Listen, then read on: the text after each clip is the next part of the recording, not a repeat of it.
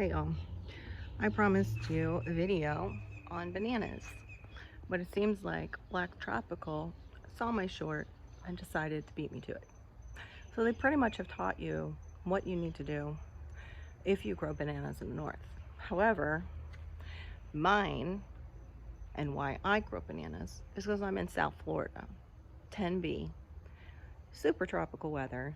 We're heading into our summer where we also get a lot of rains, and typical gardens, annual gardens, can be very difficult to grow because of those two together. Super, super hot, super, super wet. Of course, they have that in Savannah too. But my bananas are special. Why are they special? Because I'm only 5'2". Do you see something? Oh, that's right. They're not over 10 feet up in the air to where I can't reach them. Now this last rack got a little high, I'll admit. Must have been well fed, I don't know. But I had been ignoring my bananas as far as their feeding and everything, kind of locked inside and, you know, just all up in my feelings lately. But I'm gonna tell you here, what I wanted to show you was what's commonly referred to as the banana flower, but it's not. The banana flowers are right here. These are the female flowers, the hands, and they form the hands of the banana. Once this gets done with the female flowers, this will continue to grow right here on the rack, and I'll give you the proper terms probably in voiceover. And it will continue to grow, but within it will only hold male flowers. So they're still trying to find out about the banana plant, but they do know that this starts growing and the banana flowers, females, forming within the banana plant itself long before the fruit itself will come out, or the flowers will come out. And they come out over the stem, and it's the most beautiful thing to see. And you see this big purpley, scarlety color coming out, and you know, here come your bananas. One thing I have to say is I have not had to overly care for this plant. Mine is like a dwarf type variety that I got from another gardener, and Thai varieties there's about over 100 in Thailand. So I don't know exactly which one I have. In fact, the man spoke Spanish and I thought I was going home with a red banana. And it's not a burro. I know that there was somebody on YouTube who thought that I had plantains. These are not plantains. They do have a similar taste and a similar height to the burro banana or burro plantain. And they are, you know, like most bananas, dual purpose. I can eat them raw or I can eat them cooked, and you can dehydrate them, you can freeze them. They're also a great food to have during times that are hard, because you can trade them, because most children like bananas and some adults really like them too. It's a multi-purpose food. So anyway, what you need is well-drained soil, first of all. You cannot, even though they need a lot of water, you cannot place them in a part of your yard where you have flooding. Right here, it stays a little wet. It's not flooded. They love it. They are taking off. In fact, I have never separated this corm or the mat. I have not taken out any plants other than the mother plants, and that's what this is. When it's forming bananas, it's called the mother plant. I have not taken out anything except for the mother plant when it's done, and it's no longer a mother. It's no longer going to produce any more fruit because they only produce this one. That's it. You get one rack out of each banana plant, because it's not a tree where it produces over and over again. You get one rack, and then that's it. That one's gone, and it usually pushes up what's called a sword sucker and then a water sucker. Water suckers are usually further away from the mother, and the sword suckers are usually closer. Your sword suckers will produce more fruit for you, usually, and they're just a stronger overall plant, rigorous plant. Your water suckers, which I got one water sucker out of 2 others that were sword suckers, it also, the water sucker will produce slower. My sword suckers produce a lot quick, like, I want to say more quick. They would have been quicker if I didn't have to move them. You see, I started with no fence. I didn't have a fence around my yard. And in the back of the property, I had put a banana circle, which is a great idea if you don't have wild ducks around. Sorry, my shoulder is bothering me today, so I have to keep moving my camera.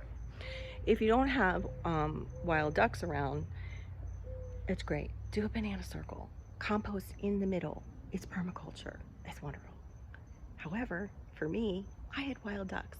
The Muscovy ducks came along and they dug out the roots of my banana trees and were eating them and knocking them over into that circle. Yeah, I kind of wanted to have a Peking duck, but they weren't Peking ducks. But I wanted to roast their butts. So instead of roasting duck butt, I moved my banana trees closer to my house where I could keep an eye on them. And they've been producing ever since. It took a little while for them to become assimilated to the new area. But then within a year, I had my first mother plant develop a rack. And it was so exciting. I mean, who wouldn't be excited to see that much fruit? That first rack, though, was 20 pounds. I think I was a little bit more motherly towards that mother. Probably fed it a little bit more. People say they're heavy eaters, which, yeah, if you want a lot of fruit, they are. All I've been doing is kind of chop and drop for these last couple of racks. They've been a lot lighter.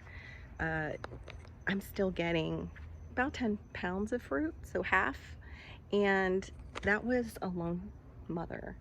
So one thing Black's Tropical did cover, which if you want more food for your mother plant, take it out before it becomes a mother, before it becomes the main plant, while it's still a sword sucker, and move it to be by itself.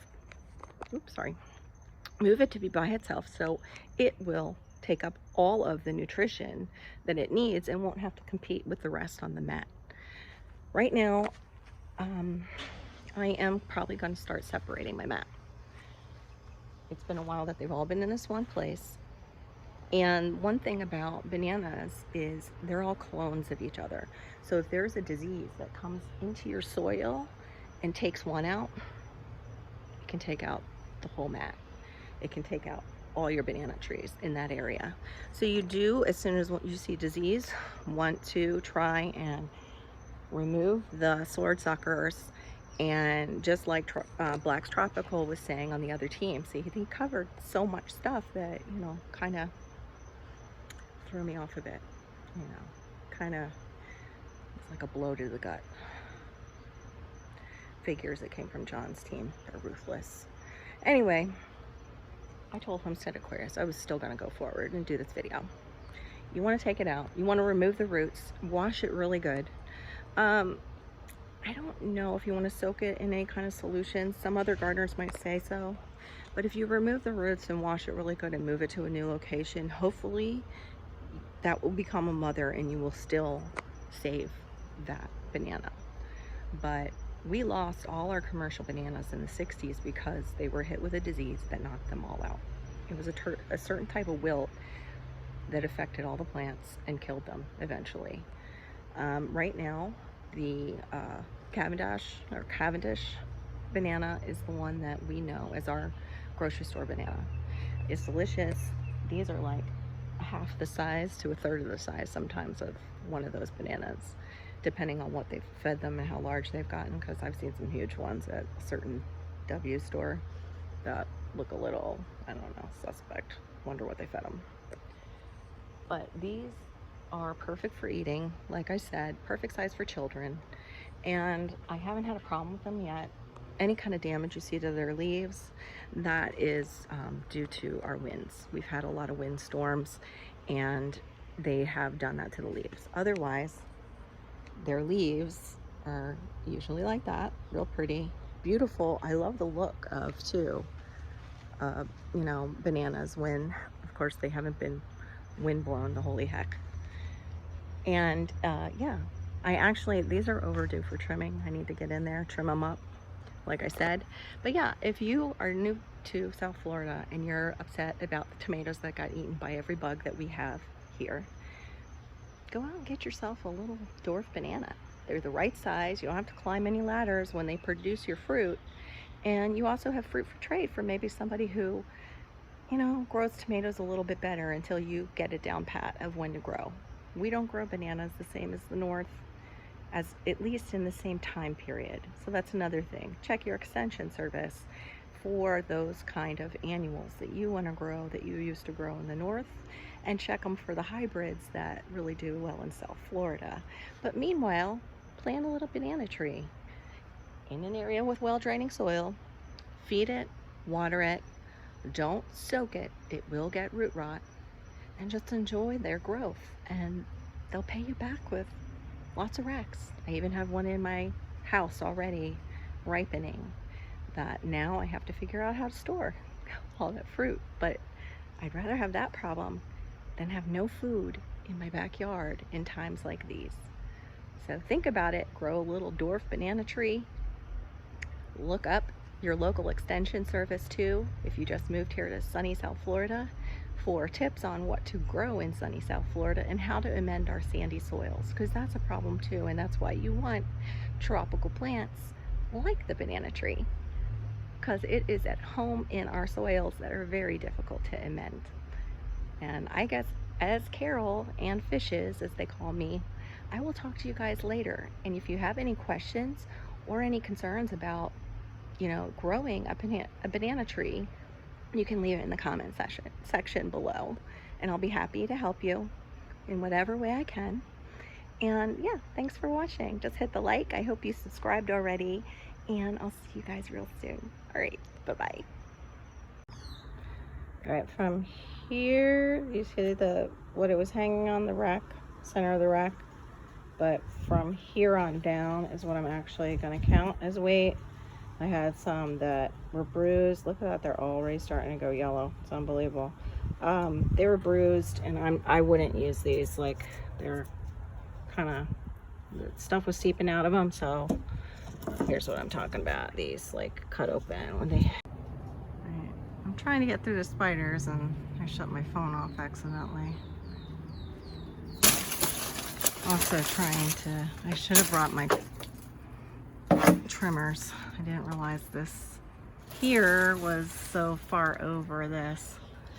Now let me clean. Ah! Is that one I just saw right in front of my face? Yuck. Oh God, please don't let me get stung by anything. That's the only thing in South Florida. Oh! Yeah. Is creepy crawlies. We have a lot of them.